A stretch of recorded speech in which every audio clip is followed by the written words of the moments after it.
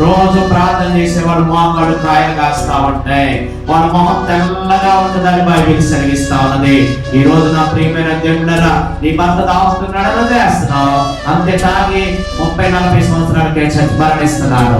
వదిలేస్తుంది భార్య, భర్త కూడా వదిలేస్తున్నాడు.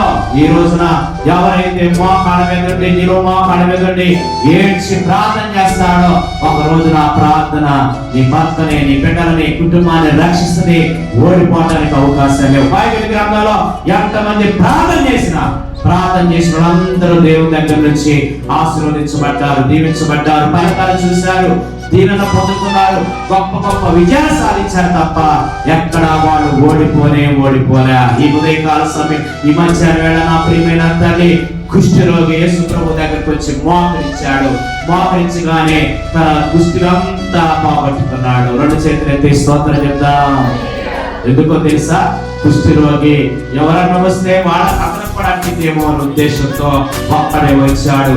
ఆ ఒక్కన కూడా యేసు ప్రభు విడిచిపెట్టలేదు. ఒక్కడు వచ్చినా సరే, ఇద్దరు వచ్చినా సరే, ఎవరు వచ్చినా సరే ఆ బాధ వచ్చిన వాళ్ళని మోకరిస్తారు కాబట్టి, అతను మోకరించాడు కాబట్టి, దేవుని బతిలాడాడు కాబట్టి తన కుష్ఠరోగాన్ని పోగొట్టుకొని సంతోషంగా క్షేమంగా ఇంటికి వెళ్ళాడు. అందుకే ఈ రోజు నువ్వు దేవుని సన్నిధికి వచ్చిన జీవితంలో సంతోషంగా వెళ్ళాలి, ఆనందంగా వెళ్ళాలి, దుఃఖంతో వెళ్ళకూడదు. ఈ దుఃఖ దినాలు ఇక్కడే సమాధి చేయబడాలా. మనల్ని సంతోషంతో ఆనందంతో దేవుని దగ్గర నుంచి మనల్ని ఇంటికి వెళ్ళాలా. అందుకే దేవుని సన్నిధికి వచ్చేది. ఈ వ్యక్తి కుష్ఠరోగి దేవుని దగ్గరికి వచ్చాడు. దేవుని దగ్గరకు వచ్చి, అయ్యా ఏమంటారు తెలుసా, మోకాడు నీకు ఇష్టమైతే నన్ను శుద్ధిగా చేయమని ఆయనతో చెప్పి ఆయనను వేడుకొనెను. ఈ రోజు ఇలాంటి ప్రార్థన చేసే వాళ్ళు కనబడట్లేదండి. రోగం వచ్చిన వాళ్ళకి బాధ అర్థమైంది, రోగం వచ్చిన వాళ్ళకి సమస్య అర్థమైంది, రోగం వచ్చిన వాళ్ళకి దేవుడు విలువ తెలుస్తుంది, సమస్య వచ్చిన వాళ్ళకి దేవుడు విలువ తెలుస్తుంది.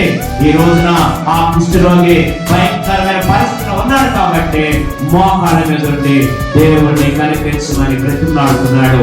ఇదే యేసు ప్రభు దగ్గరికి ఎవరు వచ్చినా ఆయన ఒట్టిగా పంపించడు. నేను నోటితో మాట చెప్పాడు, తన కుష్ఠరోగం పోయింది, తన జీవితం మరలా స్టార్ట్ అయింది. హల్లెలూయా. నువ్వేమనుకున్నావు తెలుసా?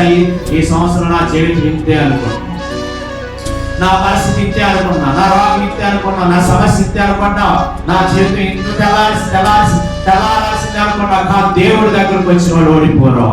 దేవుడి దగ్గరకు వచ్చిన వాడు అపజయాలు ఉంటాం. దేవుడి దగ్గరకు వచ్చిన వాడు దేనినైనా సాధిస్తారు. సాధించాలంటే మోకరించాల్సింది.